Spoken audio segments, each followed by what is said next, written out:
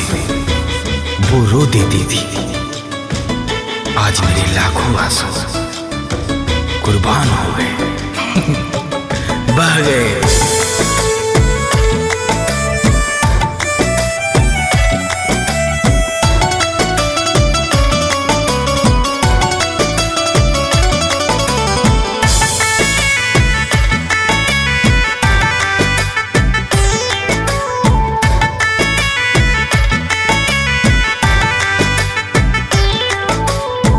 दिल के समझावे में है कुछ दिन त लगाबे करी। हो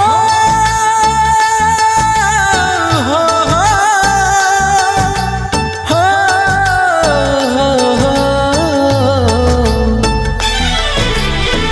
दिल के समझावे दिन त लगाबे करी। गिरे अखिया से पानी याद आवे कहानी, गिरे अखिया से पानी याद आवे कहानी। इलुरवा सुखावे में है कुछ दिन त लगाबे करी। हो दिल के समझावे में कुछ दिन त लगाबे करी। टूटे हुए कांच की तरह चकनाचूर हो गया हूँ, किसी को चुभ ना जाऊं इसीलिए सबसे दूर हो गया हूँ।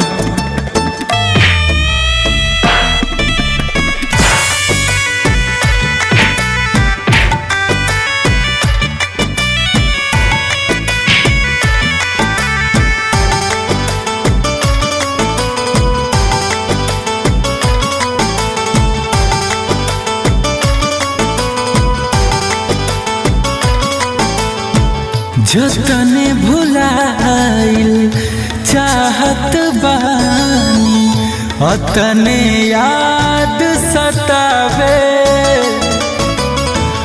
लौके उनकर दिहल निशानी और बेचैनी बढ़ावे।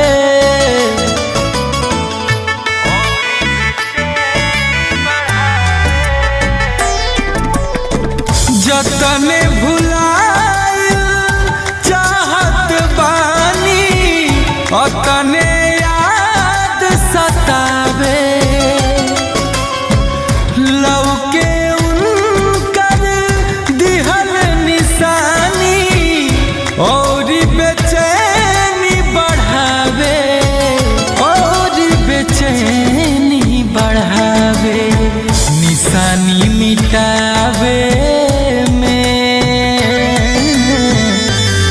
दिन त लगाबे करी। हो दिल के समझावे में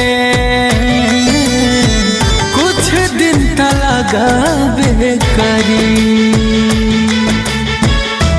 मत किया कर ऐ दिल किसी से मोहब्बत इतनी, मत किया कर ऐ दिल किसी से मोहब्बत इतनी।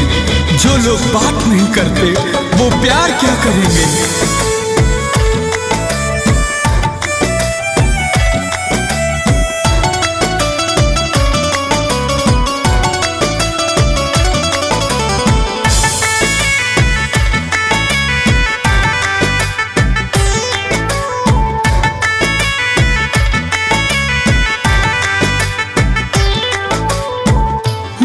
कर मीठी मीठी बतिया सुने के बाटे अदतिया।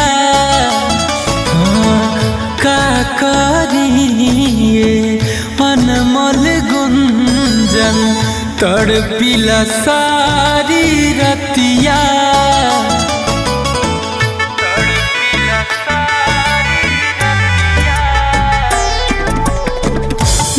कर मीठी मीठी बतिया सुने के बाद अदतिया।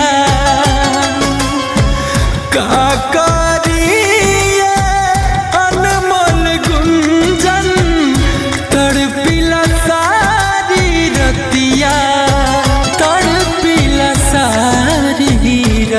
बतिया जान के भुलावे में कुछ दिन त लगावे करी। ओ दिल के समझावे में है कुछ दिन त लगावे करी।